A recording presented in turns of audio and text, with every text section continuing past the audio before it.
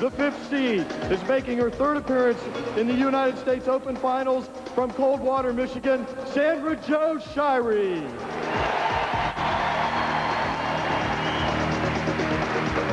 Her opponent in match 1 is making her 1st appearance in the United States Open Stepladder Final. She comes to us from Bossier City, Louisiana, Diana Teeters. The number 3 seed is the youngest bowler in LPBT history to win the United States Open. She did it in 1986 from Las Vegas, Nevada, Wendy McPherson Papanos.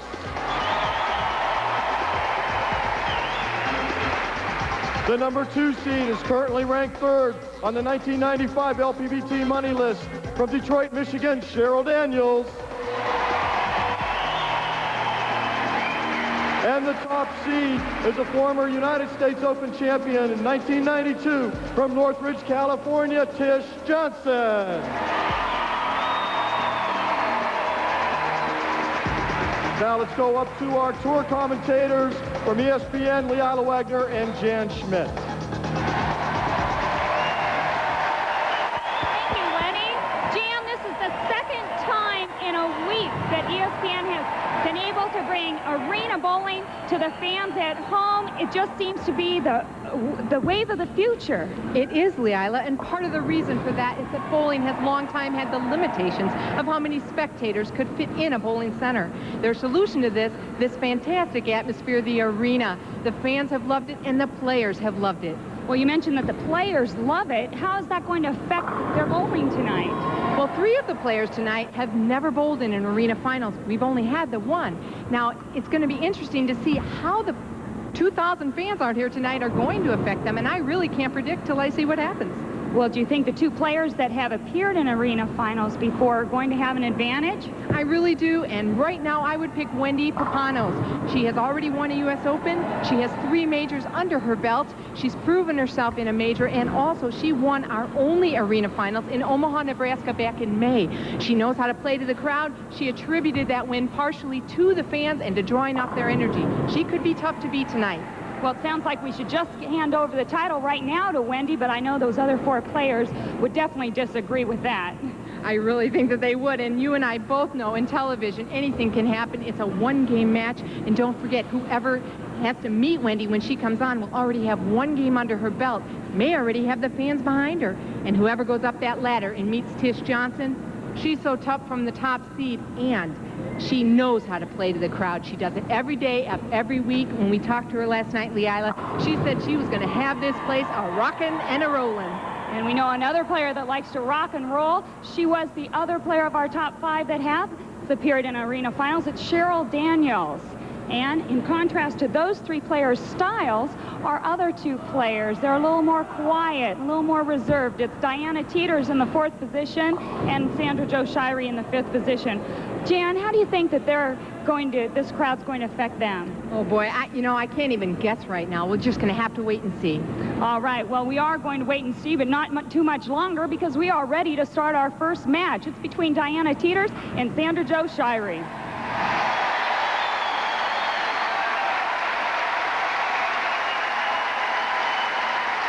And Diana is going to be the one to throw the first ball of this first match.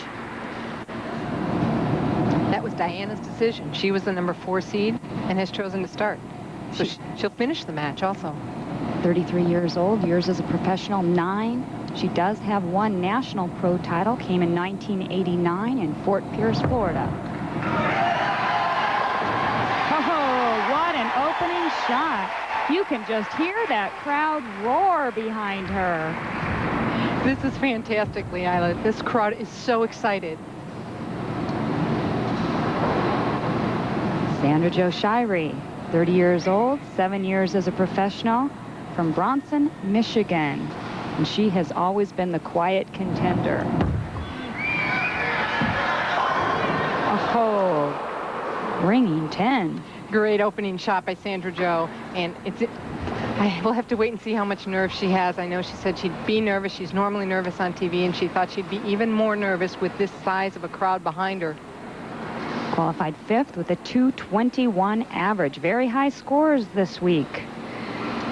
as it took a 207 average to make a check in the top 60 spots, a 217 average to make it into the top 24.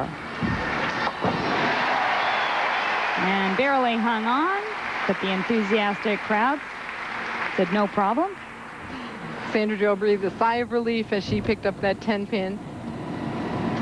You mentioned she does get very nervous, and well, before I get into that, sides of the field, as I was mentioning averages earlier, 174 players this week, 81 professionals, 93 BPAA amateur entrants. That's right, and there's the averages you mentioned earlier. Those amateur entrants qualify out of each state and are brought in here to compete with the professionals. Comes up high, comes the 6-10. Player can look for ways to try to qualify for the U.S. Open through amateur tournaments. Is that correct? Yes, they can, and you'll find probably state qualifiers somewhere near you. Look at that. Defeated Diana Teeters 300 to 203 in match play. Sandra Jo Shirey was one of the 3 players to shoot 300 this week, but don't feel too sorry there for Diana Teeters, because she turned around and shot 300 also, along with Dana Miller-Mackey this week. Sandra Jo converts the 6-10. 2 spares on the board for her. Diana Teeters now working on a strike, trying to get a quick jump on this match. And there's those 3 players that you just mentioned that shot 300 games.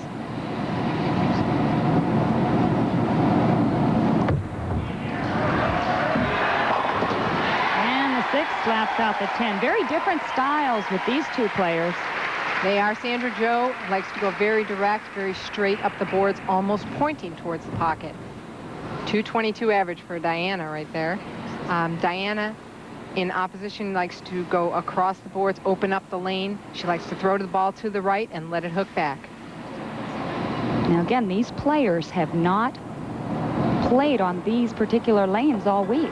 No, they haven't. They've been bowling at Southtown Bowl down in Bloomington, and they just got on these lanes about an hour and a half ago for the first time. Brand new lanes just installed today. And Diana Teeters makes it 3 in a row and has a 22-pin lead. And these lanes were installed by Hedden today. There's a look. She's actually setting the ball down left of center, getting all the way out to the 10th board, coming back, all 10 pins straight back.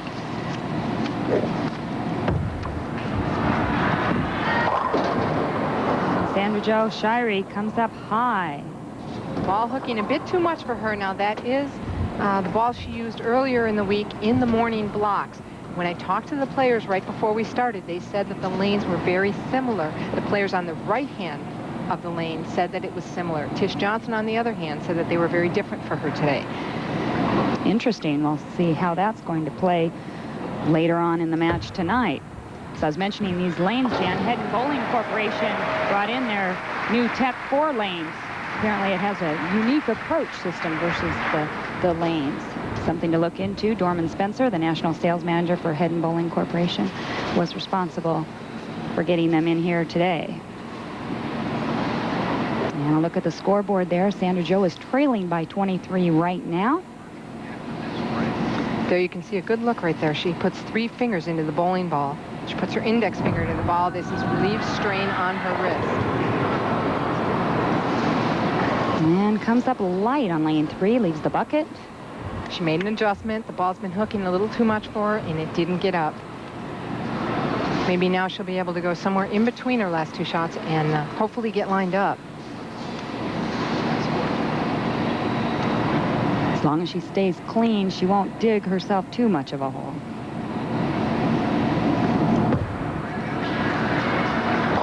All right, Sandra Jo converts the bucket. However, she still trails by 27 pins. We'll have more action from here at the National Sports Center when we come back.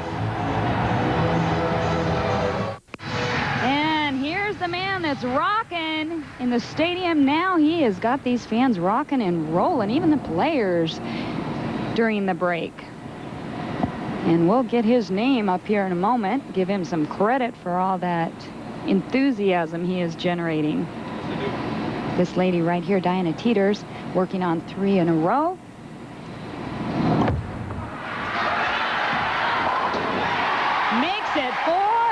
talk about the crowd rolling now. Here they are.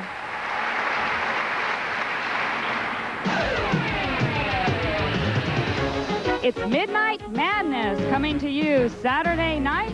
At what other time than midnight?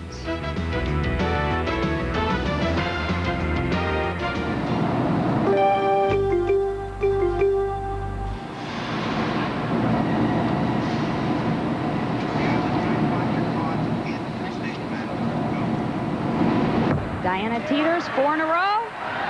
Makes it 5, swishes the 5 into the 7. No problem.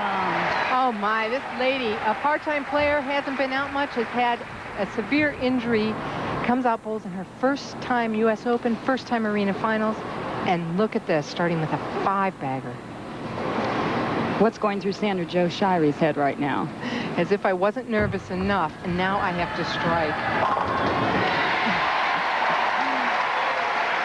And a wry smile. She says, yes, there it is. Now we see a little deadwood down there on the lane on lane 3. We'll take a moment to get that removed. Deadwood meaning a pin sitting in the channel, in the playing area of the lane, next to the pins. It has to be removed before the player can bowl. And Diana Teeters perfect through 5, and there's the pin you were talking about. This could have an effect on the shot if a pin were to bounce out of the channel and hit that pin. It could make a difference in the carry on the shot, so it does have to be taken out. Sandra Jo just looking on here. And we'll get a chance to look at finalists by round. Tish Johnson, that has to be a record in itself. To lead from first round all the way to the end here so far. Diana made the biggest move, 67th. And Wendy hung in there all week. Cheryl Daniels making a big move, starting in 42nd. It's a long tournament format. 56 games these players bowled this week. 24 in match, or 24 in qualifying rather than their normal 18. Cannot get a double. Sandra Jo just can't get anything going. That was a great shot. Again, wrapping the 6-pin around the 10. And she knows she needs it. She cannot afford not to strike. Jan, let's talk about the format a little bit this week. 2 cuts, not just 1. Right. Correct? 24 games of qualifying, cut to the top 60. All of those players cash. And then 8 more games semifinal round for those 60 bowlers. And then they cut to the top 24. And all their pinfall carries over from day to day, right? Yes, it does. The entire week. And then 24 more games of match play, and they cut to the top 5. All right, Diana Teeters with 5 in a row.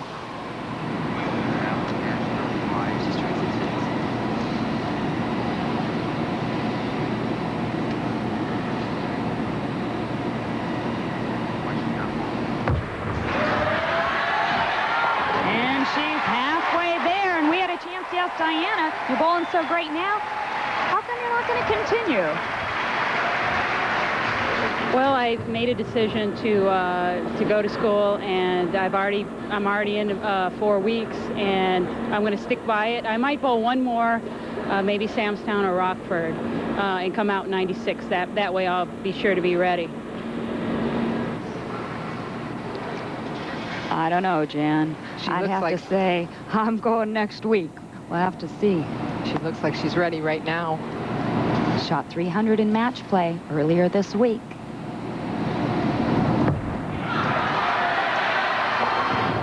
Come on, hit it. Oh, and the 4-pin doesn't do its job. Darn it anyway. It was a good shot. It was. The ball came up lighter than the previous shots had, but been carrying a lot of those. Again, though, in another bowling center, not on these lanes. So maybe we'll see that that's a trend and that the light hits won't carry as well tonight. Well, this all has to help loosen her up anyway. I mean, it's one thing to get up there and win your first match, but to just even think about maybe a 300 game too, it's got to be a lot. All right, well, this lady is about to close up the door. She's got a 56-pin lead. We'll be back with the rest of match number 1 in a moment.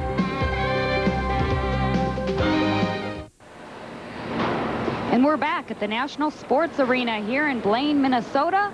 for the championship round finals of the BPAA U.S. Open. And right now, Sandra Jo Shirey is trailing Diana Teeters by 56 pins.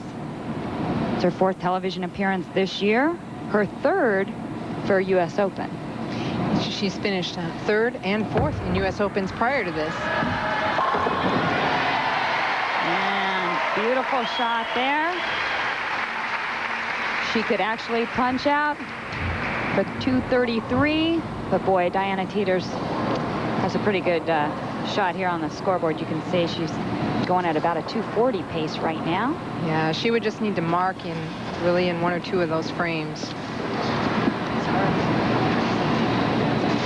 Diana watching her opponent. A lot of times we see players that don't watch. Yeah. Sandra Jo hasn't given up yet. And she's fighting back, and this shy and reserved player that we talked about earlier is not going to quit. And look at the crowd that we had. We had a nice shot of the crowd. They have these white towels they were given as they came in the door this evening. 46-pin lead for Diana. Deep inside, ball comes in at the last minute. Wow, that ball went out farther than she's been sending it right before. And there's the white towels and the small fans all waving them. She's going to set this ball down left of the center arrow, but see, she's getting it right all the way to about the 7th board. She was only going out to about the 10th board earlier, and the ball still came back. She has what we'd call some area out there. A lot of back end reaction. It appears that maybe the lanes are a little drier in the back end.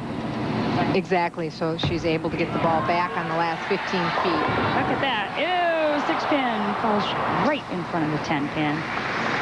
It's all right, she says, I know I just needed a mark somewhere in those 3 frames. I think she's testing now for maybe a different shot, or finding out, maybe not so much a different shot, but to see how much area she might have. She may. I think she wants to get a mark here, and then in the 10th frame she may move around to see how much room she actually has. Switches balls to shoot the 10. Oh my, the ball slides off just at the last minute. Well, so Sandra Jo could force a mark out of Diana now. She sure could. Sandra Jo's looking over at the scoreboard. She can shoot 233. Diana Teeters has to mark to get into the 230 bracket. Right. Yeah. And Sandra Jo right now is taking a re-rack. She knows how critical it is that she carries.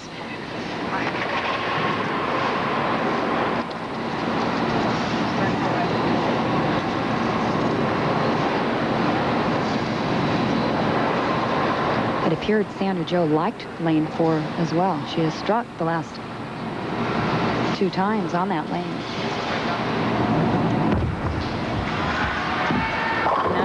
Through a little high, went left of the head pin. That ball was left to target when she put it down. You can see the disappointment. She never really got much right of the 9th board. She was playing closer to the 1st arrow or the 5th board. That middle of that lane is where Diana's playing, and it is hooking.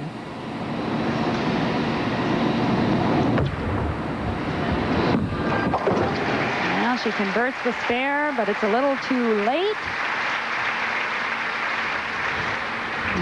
Sandra Jo Shirey is going to have to settle for a 5th place finish in this year's U.S. Open. It'll be worth $4,000 as all the players this week shared a total purse of $100,000. Sandra Jo is going to use that $4,000 towards a new home. They're looking for a new home. A good investment there. She'll be marrying professional bowler Curtis Odom, I believe, August 10th next year. While they straighten out the trouble here, it appears something's going on with the lane down there. Sandra Jo will be up in a few minutes, but meanwhile, we'll go to commercial. When we come back, we'll have the rest of the top 24 for you. And there's a look at the trophy that goes to the BPAA U.S. Open champion, and what a beautiful trophy it is. Boy, that would be nice on my fireplace. Mine too, but you have to bowl to get it, don't you? They won't just give you one for meritorious service or anything like that. I don't think so. I think one of these 5 ladies deserves it. All right, Wendy McPherson Papanos. Starting match number 2. Comes up light. Okay, and something I mentioned earlier on in the Open, that the player who Wendy has to meet in the first match is already maybe going to have the crowd behind him, and I really think that's happened. That crowd was very excited to see the first 6 strikes out of Diana Teeters, and I think they're going to be behind her during this match. Well, we'll have to wait and see. I think you could be right. And she picks up the spare. I'm Leila Wagner along with Jan Schmidt, and we're here for the championship round finals of the BPAA U.S. Open. We're coming to you from the National Sports Arena in Blaine, Minnesota. In the first match, this lady right here shot a whopping 247 through 10 strikes that game. Had the first 6. She defeated Sandra Jo Shirey, who shot a 212. And she's starting off just like she finished the last game. And listen to this crowd. And this is one of our more quiet, controlled players that we talked about in the opening here. You kind of notice she gets in a little bit, but she's really not working the crowd, is she? Not too much. She's a little pumped for her, but just watch what's going to happen throughout this match if they stay behind her. And lane breakdown for Diana. Lane 4, 8 strikes, nothing but strikes on lane 4. As for Sandra Jo, she preferred that lane also. Well, you know, Diana chose to finish on lane 4, so it was obvious that she had a better shot on that lane. She did. In this match, Wendy has chosen to start, so Diana will have to finish on lane 3. Yeah, she made her switch. All right, Diana missed a 10-pin in the first game. It didn't hurt her too much there, but this is a whole new match. Switches balls. The harder surface ball, she can create some skid or slide across the lane. It's less porous, and it will slide through the conditioner. Oh, and she did make the adjustment. She slid one off. Now she hooked by one. How do you hook a plastic ball like that? Well, as much back ends as we see out there, the back end of the lane, the last 15 feet are really hooking. And any ball, if there's not any conditioner there, with the rotation Diana has on the ball, will hook. And you mentioned rotation. Both of these ladies get quite a bit on the ball. Wendy's second television appearance this year, the first coming in the arena finals in Omaha, Nebraska. Ball coming up light, leaves the 2-pin. And I think she's sending that a little farther right than she wanted to. She told me she's she had an arm injury and had some surgery, and since that time she feels like her arm swing has straightened out, and she's trying to play a more direct game, a little straighter off the boards. And she did that all week. I don't think she's meaning to let those balls out to the right like that. That has to be a difficult adjustment because you're used to knowing what your capabilities were. And now your swing's not doing what your mind's telling it to. Wendy stands with the ball chest high. She has a 5-step approach. She pushes it out and down on her second step. It's hard to tell there. She drifts to the left, but we can't really get a spot on the arrows there. You see about a shoulder-high backswing. She has a medium knee bend. Actually spins the ball a bit, gets some skid through the heads in the lane, and then creates some back end for herself. Wendy with an 11-pin lead. There you can see how she drifted to the left. You saw that? Light tap on the 7.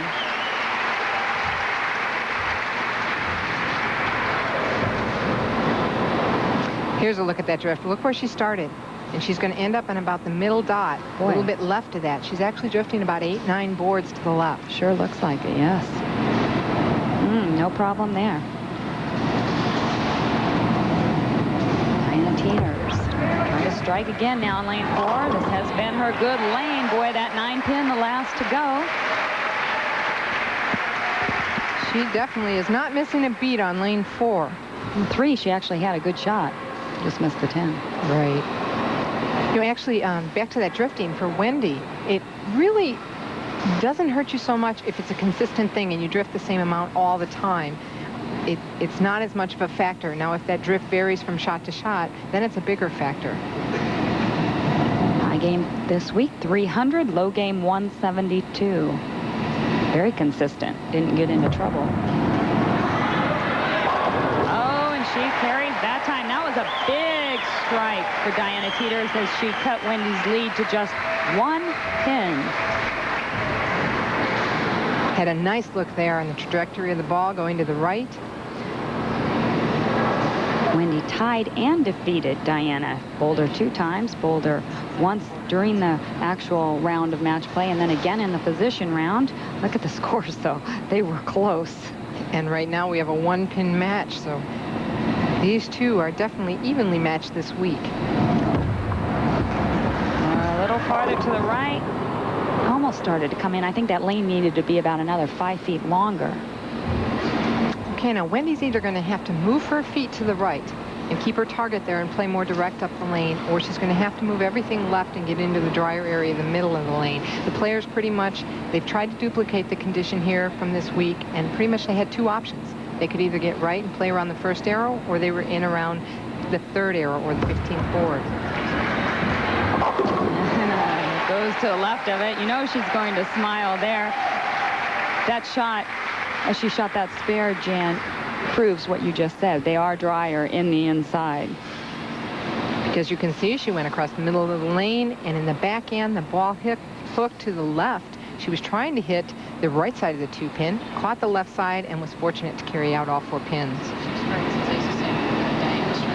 Wendy won this prestigious championship in 1986 as an amateur. She actually went all the way up the field At just 18 years of age, the youngest ever in the U.S. Open. And she carries the light hit. Still has a lead by 1, but Diana Teeters right now can regain the lead by 9 pins if she can strike for the turkey here. And you see that arm, 2 arm braces on her elbow area. She actually had tendonitis, but it was in the inner elbow, and she still is having problems with that. It actually caused all different things in her swing, and it caused her to quit bowling for a good period of time. Crosses over. That was her good lane, too. Ooh, and she has not missed on that lane. That ball going Brooklyn. Timing there, bad shot. Yeah, I would say the ball got to the line a little early. She didn't have the leverage she's had to skid it through the heads.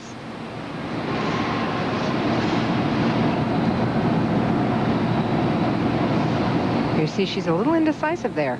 She lined up and then she moved more to the left. So she is fearing that inside.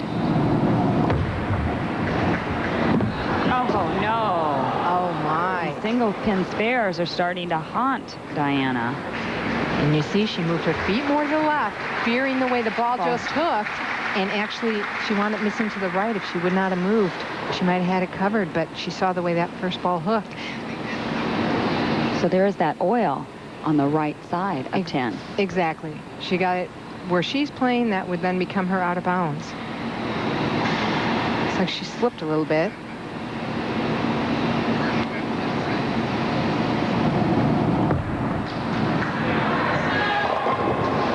Heard the crowd yell set. The ball jumps in high. Here's the 3-6. Okay, when you're bowling the U.S. Open and you're in front of all these people and things start to unravel, it can be very difficult to regroup. Diana right now, she's probably hoping for a commercial break so she can sit down and relax and try and figure out what's going on out there. Well, she doesn't have to wait too much longer because we will have one coming up shortly.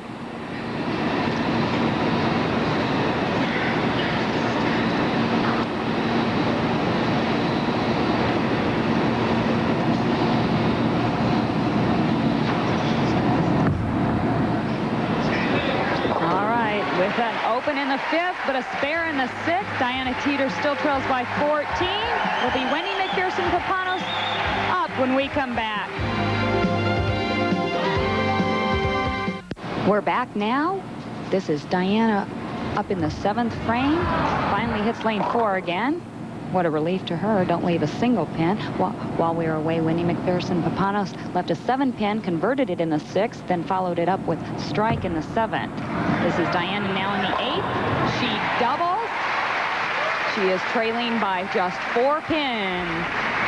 Okay, Diana used that commercial break to her advantage as opposed to several players thinking it's a disadvantage. She regrouped. She had her notes out. There's that strike in the 8th frame. She looked like she moved a little bit deeper on that lane. Oh, that's major determination on that face. Computer science major Diana is. You know she has determination there. To the right, lane 4 does not appear to be hooking outside of 10. No, it doesn't. And Wendy's making a motion coming off the approach as if she's not getting a really good slide, which may cause her to not get the ball through. And it's, you know, she's a little bit less aggressive, a little tentative. The ball's going to the right. Well, where she's playing, Sandra Jo also had a little problem on lane 4. Maybe they didn't feel like they were quite getting enough back end on lane 4. So, where Sandra Jo actually went left of target a couple times. She couldn't trust it.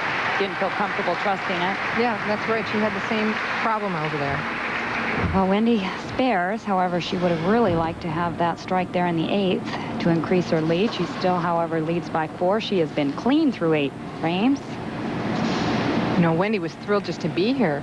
She just went and worked with Sam Baca over about a week ago. She said she really didn't have time to even work on it. She felt like her timing was very late. In other words, the ball got there too late to the foul line. So she worked on pushing the ball down quicker instead of out so far to get the ball moving sooner and get it to the foul line sooner. A little high, 4-pin remains. Something else she said, too, was she was kind of worried there in the final game of match play because the past few years she has actually bowled herself out of the championship round finals. She did. As a matter of fact, last year she was 100 pins. She thought she was locked into the show. She was in by 100 pins with 1 game to go and fell out. She started off last night with an open in the 3rd frame and started to wonder. She said she had to really dig deep to hang in there. And that's what being a professional is all about. When the going gets tough, you dig deep and the tough get going. And right now, this lady would like nothing more than to get going and keep it going with a strike in the 9th. She could take over the lead right here by 7 pins if she strikes.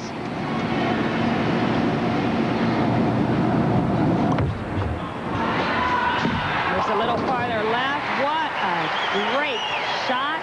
She has put herself in a position now to lock out Wendy McPherson-Papanos. She moved deeper on that shot, as you mentioned. She moved her feet and her target left. Diana Teeters with a 7-pin lead. Can shoot 225 if she goes to the wall. Wendy can only shoot a possible 208. She needs this first strike here to shut her out, and then some pin count.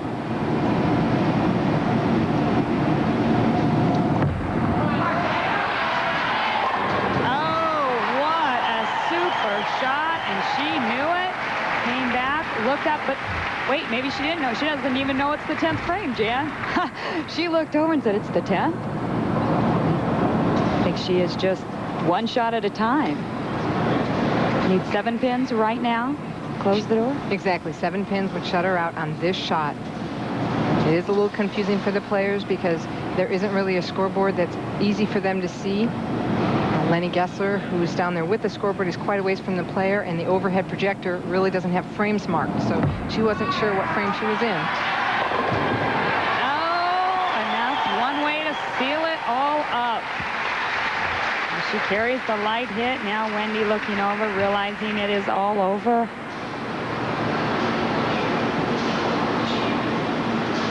Really a superb comeback after missing 2 single-pin spares. For a player that does not have a lot of television experience, not to get unraveled. Meanwhile, Wendy McPherson-Papanos will take a check home for $5,000 and a fourth-place finish.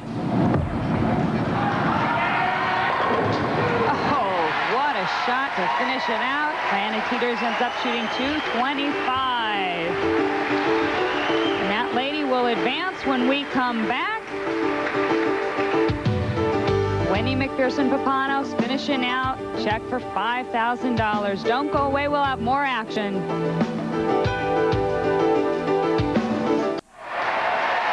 And we're back for the semifinal match of the BPAA U.S. Open.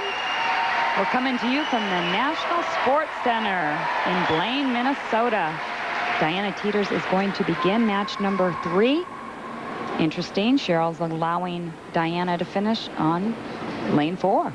That is extremely interesting. I wonder if Cheryl might have a better shot. There you see 11 strikes on lane 4. I guess Cheryl maybe doesn't know that. I don't think she had a chance to read the graphic earlier. However, they do have very similar games, so maybe Cheryl has a better shot on 4 as well. Rings the 10, looks over and smiles. Okay, now she's missed 1 to the right, 1 to the left. Third time's a charm. That's probably why she looked over and smiled. Yeah, it's hard to shake that off. Right now she has to just forget those. Easier said than done oftentimes. I know her husband Larry is sitting back up against the television booth here. Now she's going to really look over. Yes, I made one. Big relief for Diana. Probably sitting there saying, I know I can do it. I know I can do it. I know I can do it. Cheryl Daniels. What a great year this lady has had. Oh, 7-pin, the last to go. It's not often that you see the 7-pin fall forward on a solid hit. She won the mixed doubles earlier this year. Age 36, been on tour 16 years, and it took her quite a while to win that first pro title. It did, and you know, the first good year she had really was 1989, and now this has far surpassed 89. She said in the past she'd always try and get better, try and get better. Well, this year she decided to keep doing what was getting her there. Said, I made no changes this summer. I stayed with the same game. I didn't compete a lot, just bowled a little here and there. Which sometimes I guess that's what it takes. Get other people like Diana, boy, she's really been working on her game. She has. She's been trying to come back, though, from that arm injury, and it takes a lot of work to overcome an injury.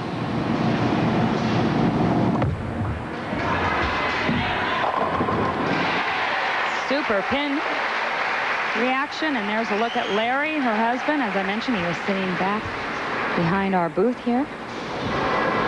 Back up against it.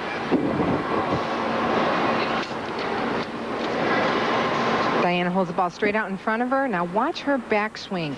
Her hand is going to twist in. This is how she injured the elbow. Watch it. There it goes. She's got the ball inside. That's a hard position to hold it in. Very high backswing, and then she opens the hand back up. This is something that really threw her game off. It started with the injury. It caused her to try and relieve the pressure and start to drift, and a lot of things changed in her game. Very strong wrist as well. She has it in that extreme cupped position at the very top of her backswing. Look at Larry. What a big breath he took. And next to Larry, we caught a quick glimpse there of Judy Sutar, Hall of Famer. Yeah, Diana has a very strong release position, as you mentioned. She actually almost does a figure 8 with that hand, and she's tried to fix that and has not been able to. Slowed up a little bit through the nose. A little tentative on that shot. 6th television appearance this year, as you mentioned, just has surpassed all the previous years. And most of the things, really, over the summer, like you said, didn't want to change anything. What she did do is just work on her music.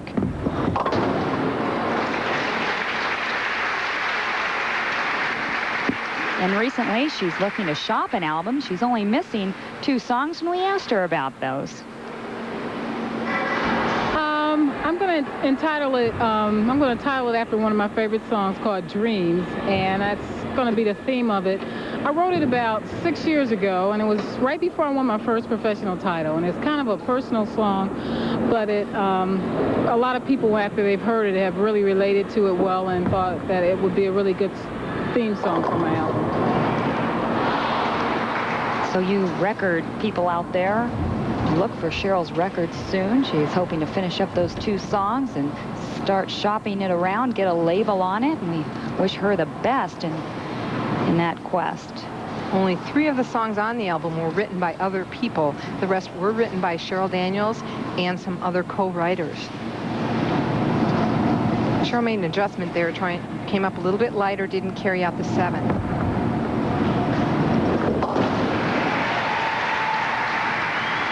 Good, solid conversion.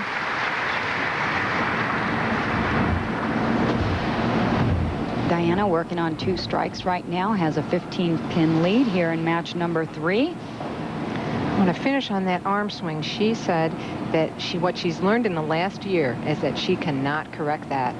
She went through so many different things trying to correct it, and she cannot. So now she's gone to 14-pound equipment.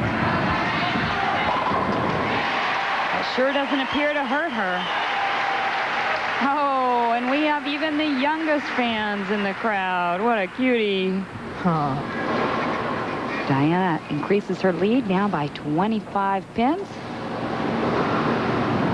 So those of you at home that are considering going to lighter equipment, hey, it may not hurt you, especially if you can rotate the ball the way Diana does. It doesn't seem to hurt her at all. It may help even now because the resin at times has a tendency to just overhit. This lighter weight equipment might keep the pins a little lower. Right, it creates deflection.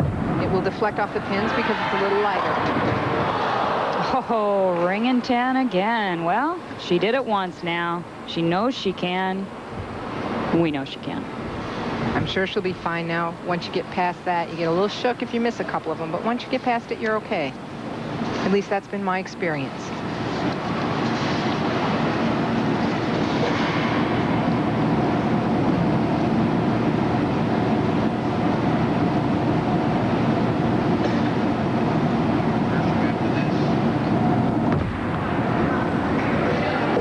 And she makes it 2 10-pins in a row that she converts. We're midway through the 3rd match. It's Diana Teeters with a 24-pin lead.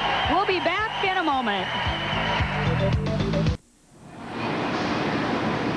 We're back now with the rest of match number 3. Cheryl Daniels working on 2 strikes. Makes it 3 in a row. While we were away, Cheryl Daniels threw strikes in the 5th and 6th. She doubled there, forced Diana. She struck in the 6th, but then went high through the nose. She put the pressure on her a little bit. This is a shot in the 7th. She's actually inside a target here. Never got the ball right far enough, and it hooked right under the nose.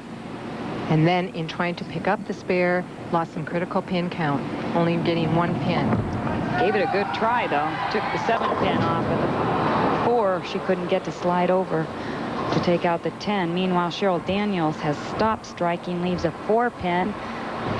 She now has the lead by 9 pins. That was a huge turn of events right there. That's right. Diana went from leading by 14 in 2 frames, trailing by 9. 23-pin swing.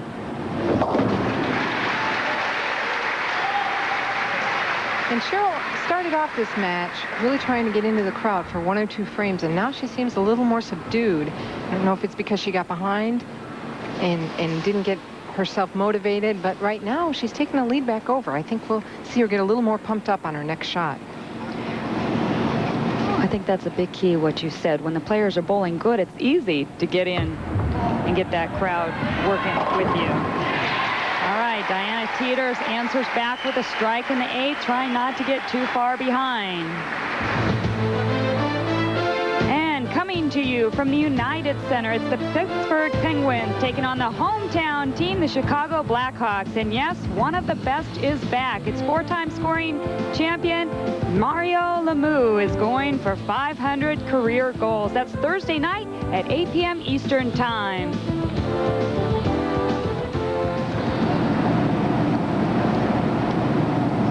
Diana could take the lead back right here with a strike.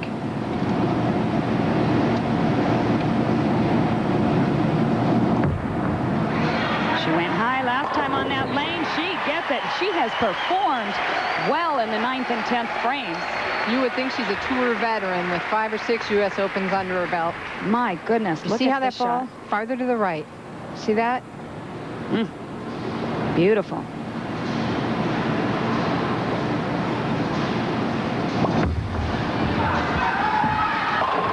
And Cheryl Daniels leaves the 4-pin. Back-to-back 4-pins for Cheryl. Just not quite deep enough, Jan, or She could probably move a little bit deeper. Yeah, she looks a little slower than she was during the week. But if she's going to throw at that pace, she would need to move a little deeper, try to find a little more lane conditioner. Okay, trailing by just 2 pins. She would love nothing more than to put 3 strikes in a row right here. She chose to finish out this match on lane number 3. Let's see if it helps her out. All right, we're coming up in the end of the 3rd match. I'm Leila Wagner along with Jan Schmidt. We're here in the semifinals of the BPAA U.S. Open Championship.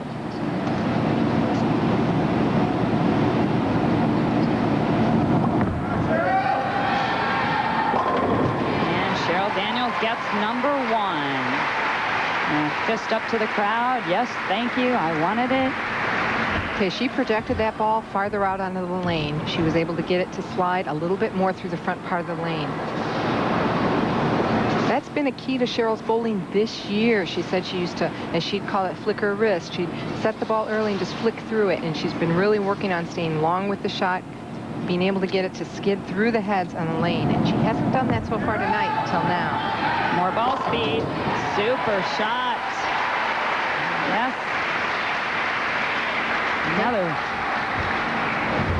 All right, she has now forced Diana Teeters to throw the first strike in the 10th and follow it up with 9 spare.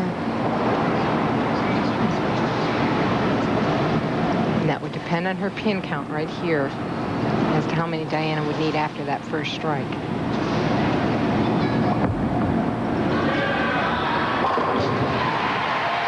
Just like I said, what a finish for that lady right there. 3 strikes in a row, ends up with 223. There it is. Solid in the pocket, all 10 pins back. That's enthusiasm. Oh. What a sense of accomplishment. Diana Teeters taking a re-rack. Has not been in this position tonight. She's been the one leading. She is on her good lane. She must strike to win.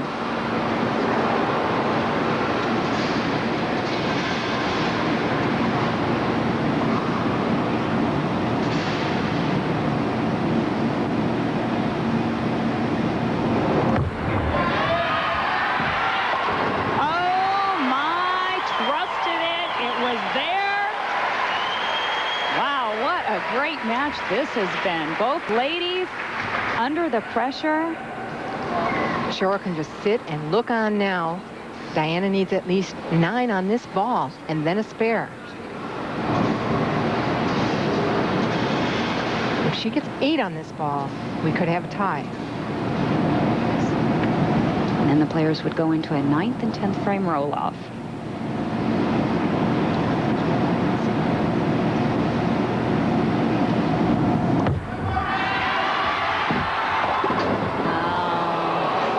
Short. Oh my, she did not project that down the lane. She now has 8. A spare here will be a tie game at 223. I'm just shaking. I feel the tension that these 2 players are feeling. She was fortunate to trip out that 10 pin at the last minute, or it would have been a loss. Not one of her better shots of the night. You have to know that the pressure is there and the nerves. Right now she was down there actually looking at both of her balls, her spare ball and her strike ball. I think she's not sure how she wants to shoot this. That's right. We've seen her slide by a 10 and hook by 1. She slid by a 9-pin on this lane.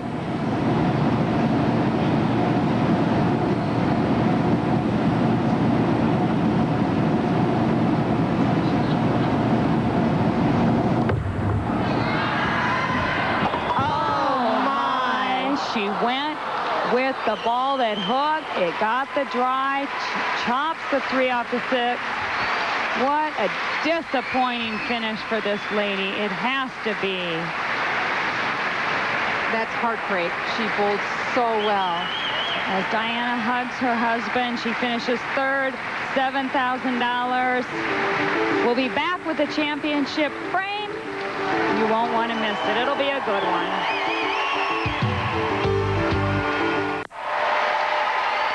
And it's now time for the championship match. And we are here at the National Sports Center in Blaine, Minnesota. Cheryl Daniels has advanced to take on Tish Johnson. And we think the crowd's been slowly getting warmed up. They should be screaming by the end of this match. So look, Cheryl's done better on lane 3. 5 strikes, 3 of those in the 10th frame, though.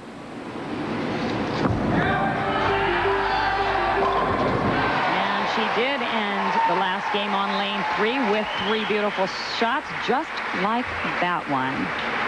So Tish is making Cheryl end on lane 4 this time. And before we get too far in this match, I want to thank our DJ. His name's Chopper, for all the entertainment he has provided us. Through the commercial breaks, Tish Johnson opens up with a rip-roaring strike.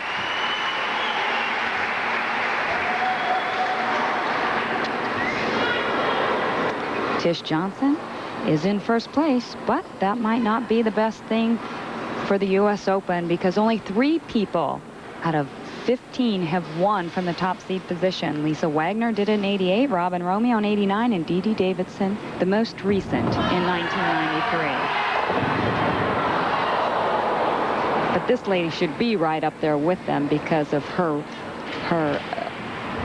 record from the #1 position.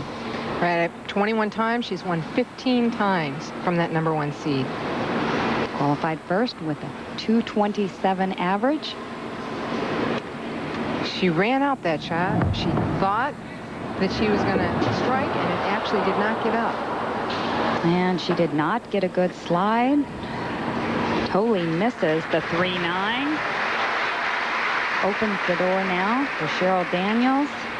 Right now she's checking the sole of her shoe. One of the comments she made last night was she was excited that she thought the approach area would be a wood type of surface and she wouldn't have trouble with her footing.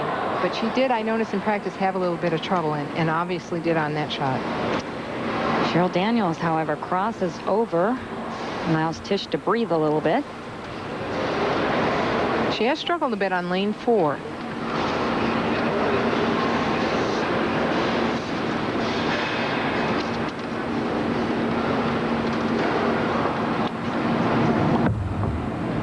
Score was in match play. Cheryl's kind of saying, hang on, hang on.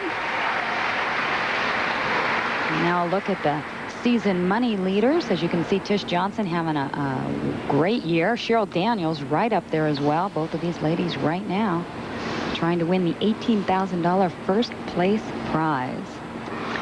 And working out in our truck right now was #4 on that list, Carolyn Dorn. Getting us stats and providing the graphics that you see on screen. Does not get the 10. Ball not quite finishing there. She's going to change balls, go to a harder surface, create slide across the lane.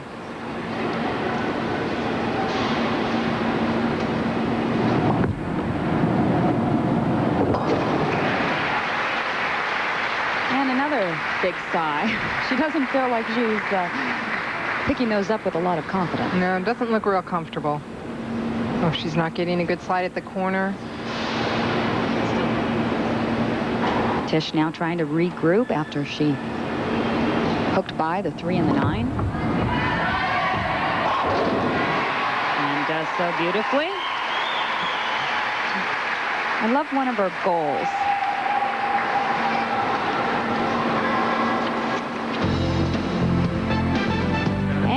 And you'll have to join Chris Berman, Tom Jackson, Joe Theismann, and Sterling Sharp for the best NFL pregame show on television. It's NFL Game Day, Sunday at 11:45 a.m. Eastern Time.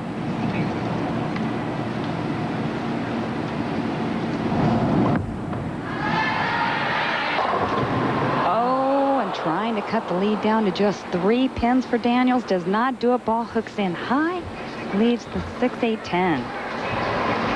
She was trying to make an adjustment. The first shot on lane 3 she thought would get up, and it didn't. She actually tried to point this ball a little bit towards the pocket or not send it as far left. Went pretty direct. Ball finishing too hard. Oh, nice run at it. And Tish holding her head. She told me that for Tish, on the left side of the lanes were different. She did not have as much back ends, which is why she was trying to help that ball get to the pocket.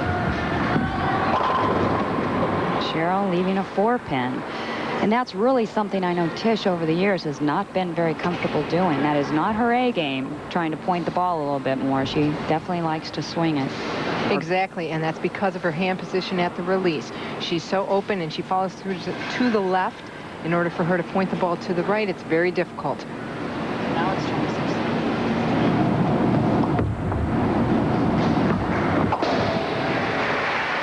Cheryl converting the 4-pin. 13 cashes out of 14 events this year for Cheryl Daniels, as well as Tish Johnson. High game this week, 278. Low game, 159. Just saw a look at the tension on Tish Johnson's face.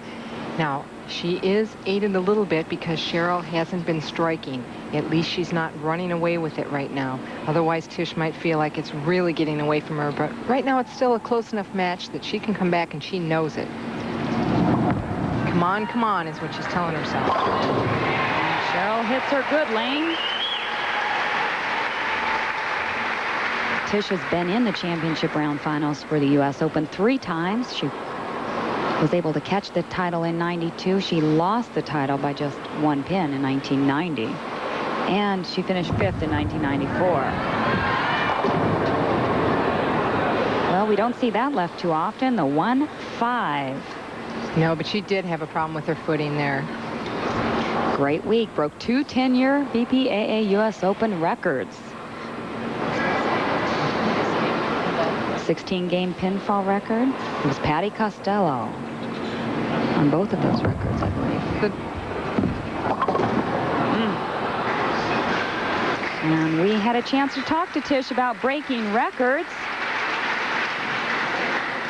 Well, to hold the record was held for 10 years, and I beat Alita for one of them, and I beat Patty Costello. Both of them were ex-roommates, so for me, that feels really good to do. Well, that answered our question. We thought Patty was both. It was Patty one and Alita still on the other. Tish is giving herself a pat on the back. Okay, and she's trying to see if she can get the crowd behind her and get herself motivated to come back in this match. She's 37 pins down at this point. When we talk about digging deep, Tish Johnson is going to have to. The last half of the game is this lady has had a pretty decent shot throughout the whole game. Has left 6 pin, a 10-pin, and a 4-pin, along with her 3 strikes.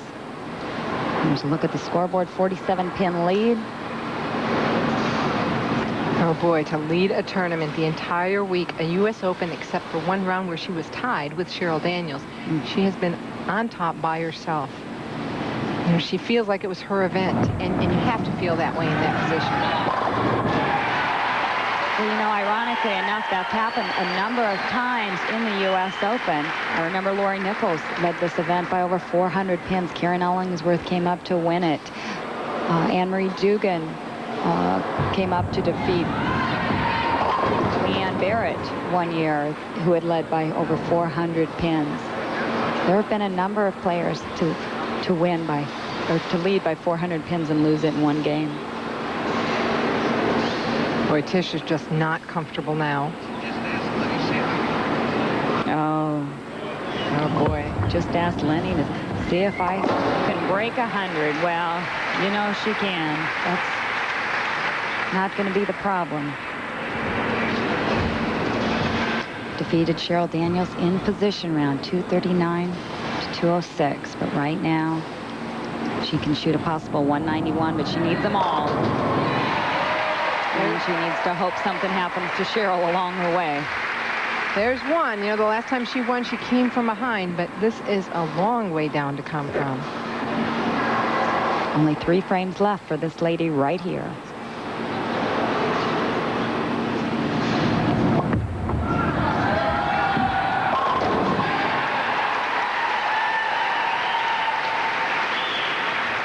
This is Cheryl Daniels' first major event that she is about to capture. She's worked a lot of years for it, 16 years out here on the national tour. I have to use a word that Wendy used last night. She said, we asked her about what the key of her success here in the U.S. Open. She said patience, or in the major, patience. Patience, and that's what Cheryl Daniels had earlier tonight to get by Diana Teeters. And we not only had 1 fist now, we have 2 going up in the air. It's all over. Cheryl Daniels is the new BPAA U.S. Open champion. Tish Johnson is going to have to settle for 2nd place. Check for $9,000 to our 2nd place finisher.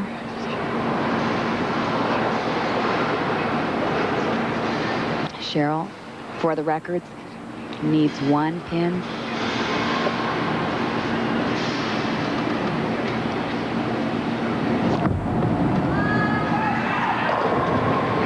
Tish says, sure. Now I can strike. Of course. Well, she has a U.S. Open title to her credit. She's still looking for the Triple Crown, though. She is lacking the Queen's title.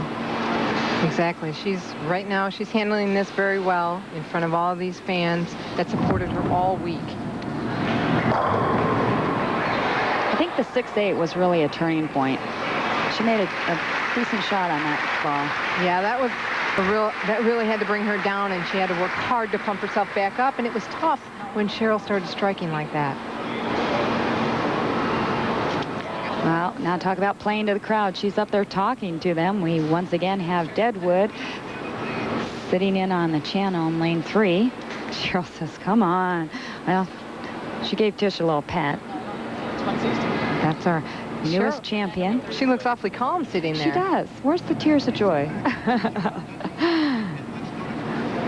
Apparently, the match is over. Cheryl Daniels does not need the 1 pin. We'll be back to talk with our champion. There's the smile.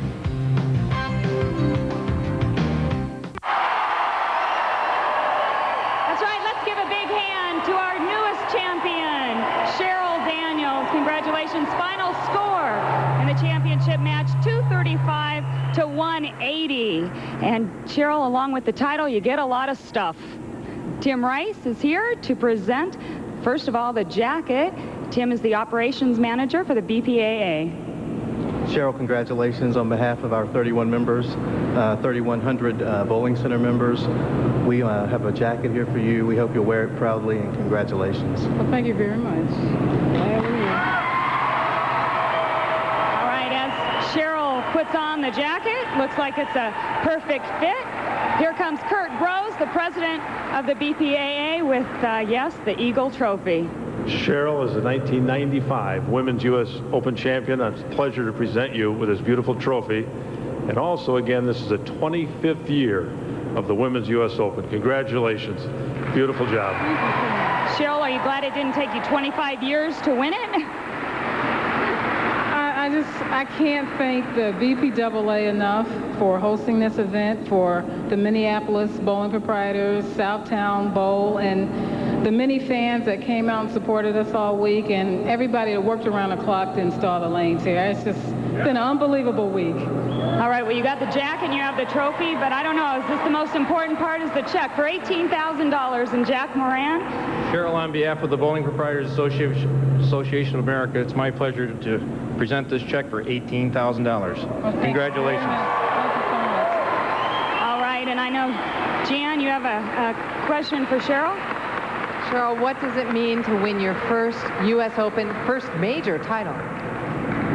You know, this week has really been incredible. I started out kind of slow, and I just kind of tried to stay focused, and everything just kind of fell in place. I didn't want to pressure myself because this tournament means so much, because it's such a big tournament and so prestigious. But, I mean, it's just like kind of icing on the cake, and it's my first major, and I'm just I can't even express how excited I am about it. Did you feel fortunate to get by that match with Diana Teeters? Very fortunate. I so many times when I've been on TV, I just keep saying if I can just get a few breaks, and this time I got so many breaks. That just loosened me up after that. Well, that could be actually a new name for a song. That's true. And did you think you would get by Tish? You know, congratulations, Tish. You bowled so great all week. Did you think you'd get past her? Well, you know, Tish is so explosive. I mean, when she gets lined up, she can just strike at will. And I knew that when I knew that I kind of loosened up after getting that break against Diana, but I knew I had to bowl, you know, because once Tish, if she gets lined up, she can strike at will. So I thought if I kept up, you know, kept focused, I could, you know, I had a pretty good shot at winning. You know. Well, congratulations to Cheryl Daniels. For Jan Schmidt, I'm Leila Wagner. So long, everyone.